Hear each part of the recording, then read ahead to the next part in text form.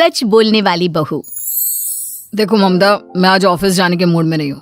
किसी का फोन आया ऑफिस से तो बोल देना कि मैं घर पर नहीं हूँ, किसी जरूरी काम से गांव गया हूँ। ठीक है, मैं चला सोने, बाकी मैं संभाल लूंगा। ममता बेचारी, जैसा नाम वैसा ही नेचर। ना कभी झूठ बोला, ना फरेब, ना किसी से चालाकी की, ना किसी की पंचायत। सुन लेती है पति की बात और फिर कुछ देर बाद फोन आता है। हेलो, कौन? मैं सुनील का बॉस बोल रहा हूँ। दफ्तर में इतना काम पड़ा है, अभी तक ऑफिस नहीं आया। वो क्या कर रहा है? फोन दीजिए उसे। जी वो तो सो रहे हैं, कह रहे हैं कि आज गर्मी बहुत है तो घर के मजे लेंगे।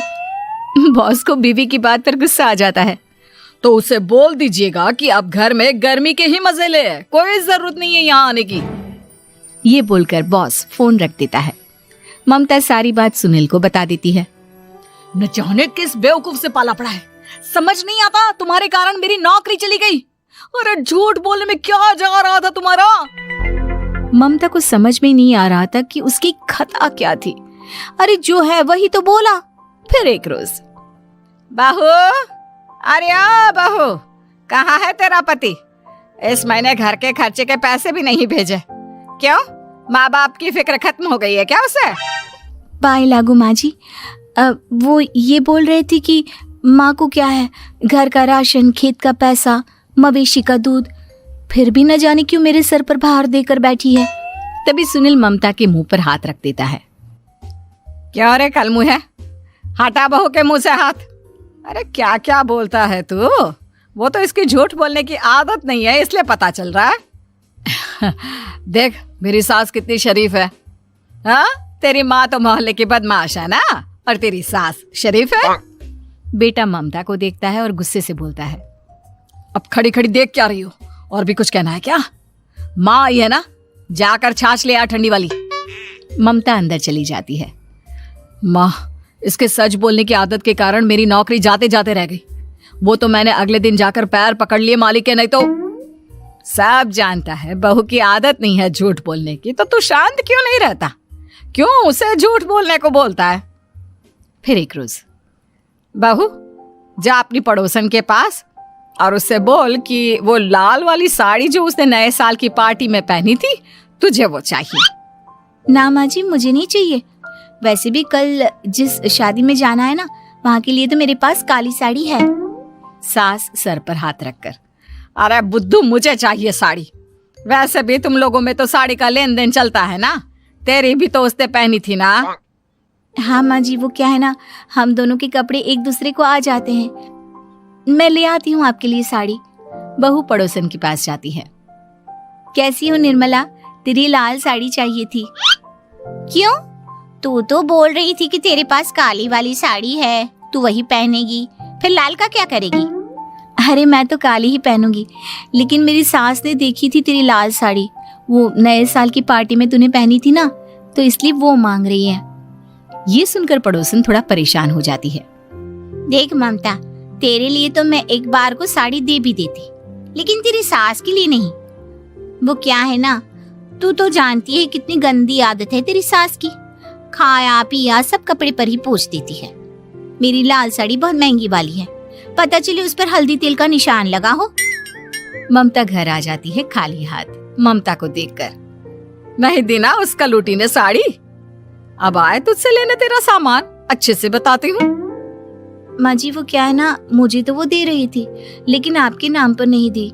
अरे किसने बोला था मेरा नाम लेने को? बोल देती तुझे पहनना है, लेकिन ना, तू तो ठहरी सच की देवी। न जाने सास क्या सोचती है और हंसने लगती है। अरे माँ, क्या हो गया? क्या सोचकर हंस रही है? याद है जब बहू को देखने गए थे? हाँ बस सही बात है। याद आ गया कैसे मेरी सास बाजार के खाने को बोल रही थी कि ममता ने बनाया है। और बहू ने आकर सब बता दिया कि ये सारा खाना तो बाजार से आया है, वो भी कल्लू हलवाई की दुकान से। ममता दोनों की बात सुन रही थी। हाँ माँ जी, वो कल्लू हलवाई का ही था। मुझे तो आज तक पता नहीं चला कि माँ ने क्यों कहा कि मैंने बनाया है। खैर, मैं तैयार होती हूँ, शादी में जाना है ना। पूरा परिवार शादी में जाता है, जहाँ खाना वाना खाकर सभी बैठे होते हैं कि एक औरत ममता की सास से कहती है, क्या बात है बहन जी, मेरी आपकी बात हुई थी तो आप तो बोल रही थी कि लाल साड़ी पहनने वाली हैं, तो मैंने ये काली पहन ली। पता होता कि आप लाल नहीं पहन रही हैं तो मैं ही अपनी लाल पहनाती। अच्छा जी, तो इसलिए पूछा जा रहा था। अरे इतनी साड़ियां हैं कि क्या बताऊं। मैंने सोचा तो था, पर ये सामने दिख गई तो यही पहन लिया।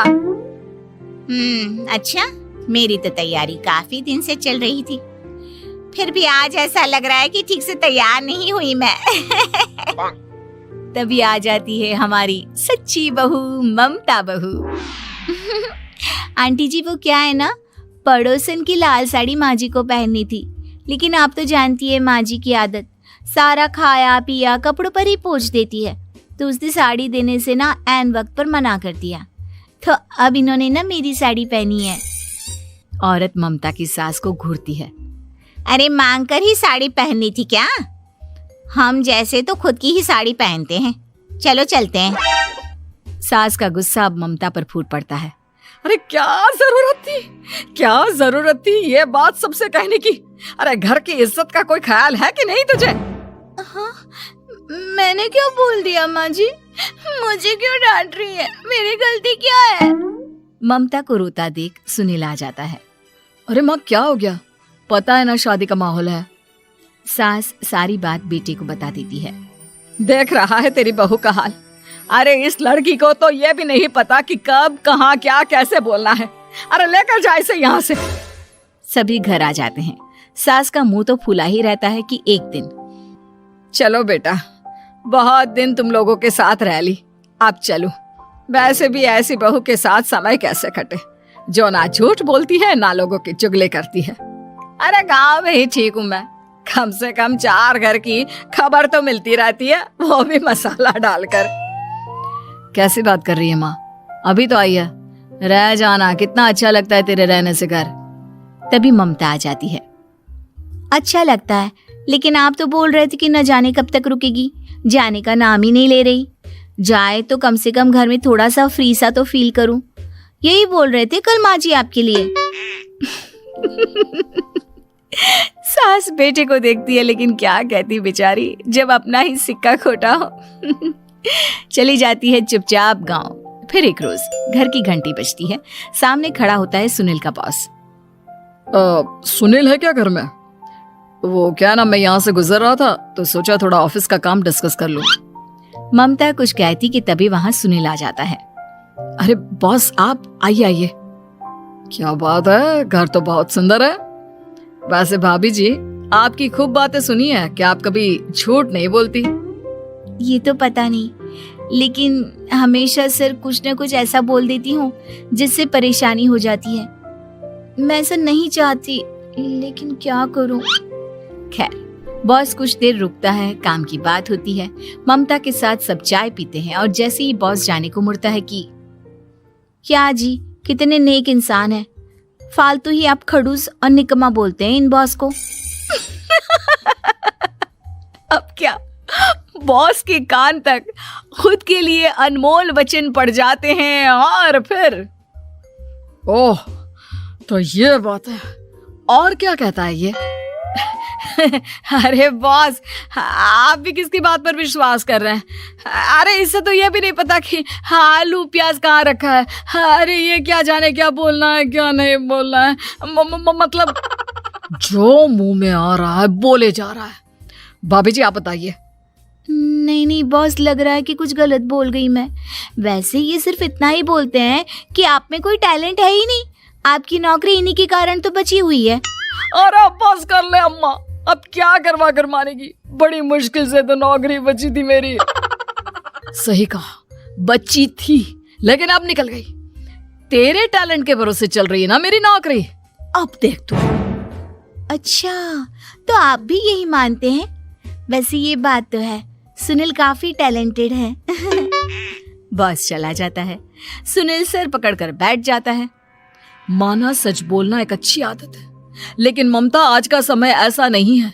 तुझे थोड़ा सा समाज को देखकर खुद को बदलना होगा, समझी?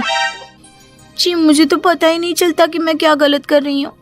यकीन मानिए मैं जानबूझकर नहीं करती। सुनील सोच लेता है कि वो किसी न किसी तरह अपनी बीवी के इस भोलेपन का इलाज करके रहेगा, लेकिन सवाल ये कि कैसे का जवाब अब मिल जाता है। और फिर एक रोज ममता की माँ आती है। ममता, तुझे तो पता है तेरे पापा का काम ठीक नहीं चल रहा है, कुछ पैसों की जरूरत थी, तेरे पास हो तो मदद कर दे बेटा। ममता माँ को घर खर्चे से बचाए पैसे दे देती है। पैसे देने के बाद सुनील आ जाता है। अरे सासू माँ, आज यहाँ कैसे आना हुआ? नहीं बेटा, वो ममता की याद आ रही थी ना तो आ गई। वो क्या है ना, पता है पापा का काम ठीक नहीं चल रहा है, तो माँ कुछ पैसे लेने आई थी। क्यों? यहाँ क्या पैसे का पेड़ उगा है? अरे कौन सी माँ अपनी बेटी के ससुराल का खाती है? कोई जरूरत नहीं है पैसे देने की। वापस कर दो माँ जी पैसे और निकलो यहाँ से। आगे से यहाँ पैसे लेने नहीं आना। सुनील ये बोलकर निकल जाता है। उसके जाने के बाद, बेटा ममता, तूने मेरी बेइज्जती कराने के लिए यहाँ बुलाया था क्या? अरे छोटा सा झूठ बोल देती तो तेरी माँ की इज्जत बच जाती, लेकिन चलती हूँ मैं। सास बाहर खड़े सुनील से कहती है, तेरे कहने पर बेटा हमने ये नाटक तो खेल लिया, लेकिन उसका क्या असर होता है ये नहीं पता। थोड़ी देर बाद सुनील घर आता है। देखिए, मुझे मेरी गलती का एहसास हो गया है। मैं समझ गई हूँ कि सच कितना सच होता है और उसकी कीमत आज के समय में बहुत बड़ी है। माफ करना, मैं आज से सच कभी नहीं बोलूंगी। क्या? कभी नहीं? फिर क्या, दोनों मियाँ बीवी खुश रहने लगते हैं, क्योंकि बीवी को थोड़े से झूठ की आदत हो जाती है।